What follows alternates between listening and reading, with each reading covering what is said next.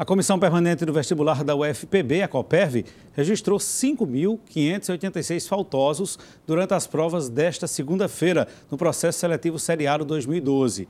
O número representa um percentual de 13% dos inscritos. Ontem, outras 4.500 pessoas também deixaram de fazer as provas.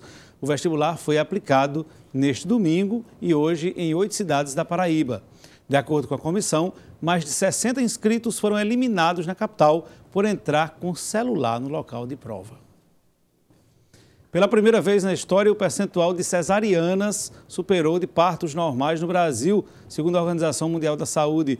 Os dados são referentes a 2010. Quem está aqui para conversar com a gente sobre esse assunto é a obstetra, a doutora Melânia Amorim. Boa noite. Boa noite. As cesarianas chegaram, de acordo com esse levantamento aí, a 52% do total, né? O recomendado pela Organização Mundial de Saúde é em torno de 15%. Por que esse crescimento das cesáreas? Pois é, a gente está com a honra duvidosa de ser o país com a taxa de cesarianas mais elevada do mundo. Só que a gente tem que diferenciar, existem dois Brasis. Existe o Brasil do SUS, com 37% de cesárea, e o Brasil dos planos de saúde, em que a taxa de cesárea chega para cima. A 82%. A gente tem dados de alguns hospitais que mais de 90%. Então, para interpretar, a gente tem que interpretar por que esse excesso de cesarianas na rede privada e por que, mesmo no SUS, a gente está tendo tanta cesariana.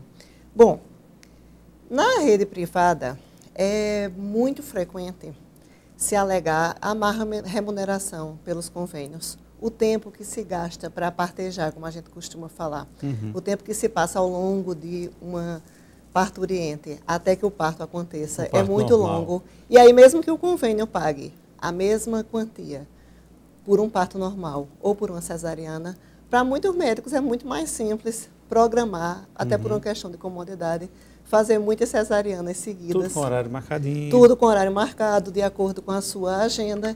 E aí vão surgir também problemas como o excesso de cesarianas com indicações que não encontram respaldo na literatura.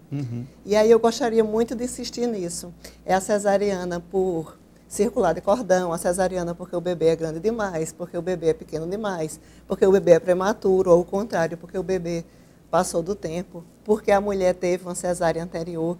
Então começam a surgir muitas indicações, entre aspas, de cesariana, sem pretexto validado. Você acha que as mulheres contribuem também para isso? Porque tem muita aquela coisa parece o medo, né, do parto normal. Bem, olha, eu acho essa pergunta importantíssima, mas é, de certa forma, ilusória. Todo mundo se acostumou a pensar, e no tempo que eu passei na Organização Mundial de Saúde, o pessoal até perguntava, mas brasileira só quer cesárea, não é isso? E não é o que os estudos mostram. A gente tem pesquisas bem interessantes sobre isso. A mais antiga é a de Potter, que foi publicada em 2001, mas o mesmo grupo já publicou, desde então, várias publicações pertinentes ao tema, e o que se observa é que apenas 20% das brasileiras, elas querem uma cesariana. 20%. Quando a gente vai ver o que é que elas conseguem, aí é o extremo oposto. Elas vão conseguir, no setor privado, 80% de cesariana. E estudos mostram que no mundo todo, em torno de 15% somente das mulheres preferem cesárea. Então, atribuir a culpa do excesso de cesarianas às mulheres é um equívoco, e a gente tem que deixar. É grande os números aí, né? O contrassenso é grande. É claro que algumas mulheres vão preferir cesárea, isso a gente sempre vai acontecer. Mas a gente tem que ver por que elas estão pedindo cesárea. A questão da recuperação, no caso dos dois partos, é uma diferença muito grande, né, doutora? No caso do parto normal e da cesárea. Olha, a diferença é imensa, mas mais do que na recuperação rápida, a gente tem que centrar nos riscos que uma cesariana sem indicação médica definida apresenta. E quais são esses riscos? Olha, a cesariana é uma cirurgia salvadora. Não há dúvida nenhuma de que em determinadas situações ela vai ser benéfica, extremamente importante, tanto para a mãe como para o bebê. Porém, se a gente faz cesariana sem indicação, há maior risco de hemorragia, há maior risco de infecção. Essa mãe, ela vai ter problemas, uma chance maior de ter problemas no futuro. Ela pode ter placenta prévia, acretismo placentário, ela pode ter uma diminuição do seu potencial reprodutivo e principalmente para o bebê. Uma cesariana marcada está implicando na retirada do bebê antes que os sinais de que ele está maduro aconteçam.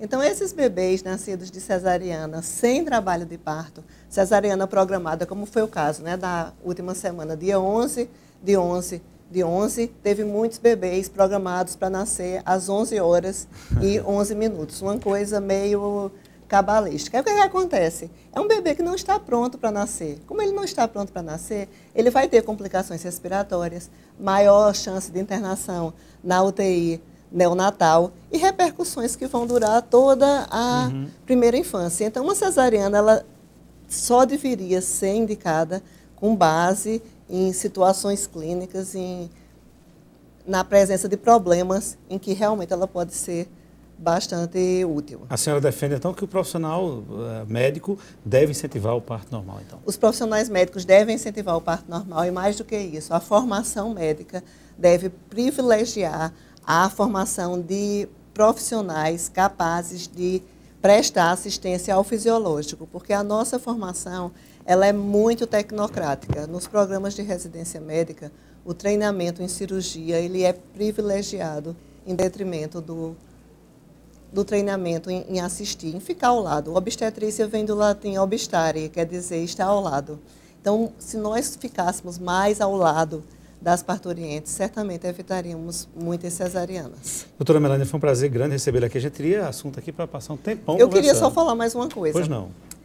Porque é bem importante. É porque, na verdade, acabou que a gente ficou se concentrando muito na figura do médico, mas uma solução que vem sendo apontada e a Rede Cegonha, nesse momento, que está congraçando profissionais de todo o Brasil e vem um investimento pesado aí para incentivar o parto normal, mas essa rede e todas as evidências disponíveis sugerem que uma das soluções bem interessantes seria a inserção de outros atores nesse processo, que é a inserção do enfermeiro obstetra e das parteiras formadas, das obstetrizes, porque enquanto o modelo ele continua sendo dominado somente pelos médicos, é bem fácil. Se eu sei fazer um procedimento cirúrgico, eu vou fazer um procedimento cirúrgico com mais facilidade.